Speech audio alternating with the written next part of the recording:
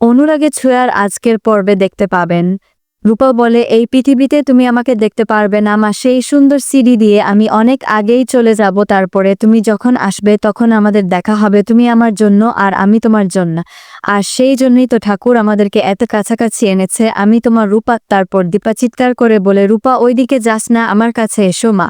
রূপা বলে, তুমি যদি আজকের আমাকে বাঁচাতে না পারো তবে আমি আবারও হারিয়ে যাব। এইদিকে আরিয়ান সূর্যের গাড়ি থামিয়ে বলে যে ড্রাইভার বলেছে ওরা হাইওয়ে ওয়াটারোজের দিকে গেছে।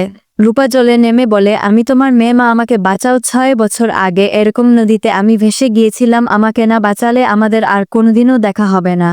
রূপা হঠাৎ করে দেখতে পারে জলের স্রোত বেড়ে গেছে, তখনই দীপা জলে ছাপ দিয়ে রূপাকে বাঁচানোর চেষ্টা করে, তৎক্ষণে সূর্য, সোনা এবং বাকিরা সেখানে চলে আসে। সূর্য তারপরে জলে ছাপ দিয়ে রূপা আর দীপাকে বাঁচায়। তারপর দীপা রূপাকে জড়িয়ে আমার মেয়ে, আমার রূপা বলতে থাকলে সূর্য অবাক হয়ে জিজ্ঞেস করে, তুমি ওকে রূপা কেন বলছো? তখন দীপা বলে, ও আমাদের হারিয়ে যাওয়া মেয়ে রূপ। সূর্য বলে, আমার তো আগেই মনে হয়েছিল যে ওই আমার রূপা। এরপরে সোনা দূরে দাঁড়িয়ে থাকলে দীপা সোনাকেও নিজের কাছে ডাকে। চারু বলে, সোনা ওর বোনকে খুঁজে পেয়েছে আর এসেস তার হারিয়ে যাওয়া মেয়েকে খুঁজে পেয়েছে, এবার আমাকে চলে যেতে হবে। তারপর সোনা বলে যে বোনকে হয়তো আমি আজকে খুঁজে পেয়েছি, কিন্তু আমার মাকে আমি 5 বছর আগেই খুঁজে পেয়েছিলাম। দীপা রূপাকে জিজ্ঞেস করে, তুই যখন আগে থেকেই জানতিক তাহলে এতদিন চুপ করেছিলিস কেন?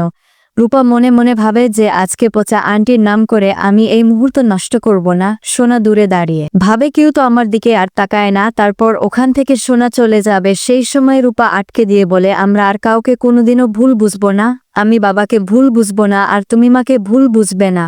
সূর্য বলে, আমি এই 5 বছরের স্মৃতি মনে রাখতে চাই না। তখন রূপা বলে যে আমি মনে রাখতে চাই, তা না হলে আমি কখনোই জানতে পারতাম না যে রক্তের সম্পর্কের বাইরেও মানুষ মানুষকে এতটা ভালোবাসতে পারে। বন্ধুরা, আপনাদের মতামত কি কমেন্ট করে জানান, আর পরবর্তী আপডেট পেতে অবশ্যই আমার চ্যানেলটি সাবস্ক্রাইব করুন।